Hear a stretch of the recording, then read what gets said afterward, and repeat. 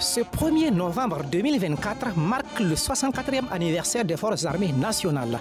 En cette date anniversaire de sa création, le ministre chargé de la Défense rend un vibrant hommage à tous ceux qui ont, au cours des 64 ans, servi avec dignité, honneur et courage pour la défense de l'intégrité du territoire national.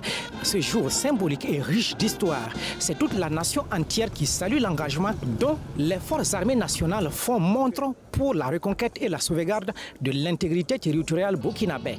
Pour le général de brigade Kassoum Coulibaly, les Forces armées nationales réaffirment le serment de fidélité inébranlable aux aspirations du peuple, celle de vivre fier, épanoui, libre de toute chaîne de domination et d'aliénation manifeste.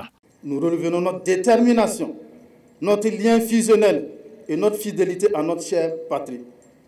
Nous réaffirmons notre engagement à parachever le combat que nos élites dévanciers ont enclenché pour la libération totale de notre territoire national. Ce message vaut également pour l'ensemble des populations de la Confédération Alliance des États du Sahel, avec lesquelles nous partageons les mêmes valeurs et les mêmes aspirations. Ce serment renouvelé des Forces armées nationales interdit toute idée ou attitude à compromettre l'élan patriotique engagé par cette institution militaire. Faire un tel choix, c'est trahir la nation, souligne le ministre chargé de la Défense. Faire un tel choix, c'est trahir. C'est retourner les armes acquises au prix d'énormes sacrifices de nos populations contre elles. C'est donc être en intelligence avec l'ennemi. C'est pourquoi chaque militaire, chaque combattant doit constamment et profondément penser au sens de son engagement et faire sien le devoir de respect du sacerdoce que nous avons volontairement fait en nous engageant sous le drapeau pour défendre notre patrie.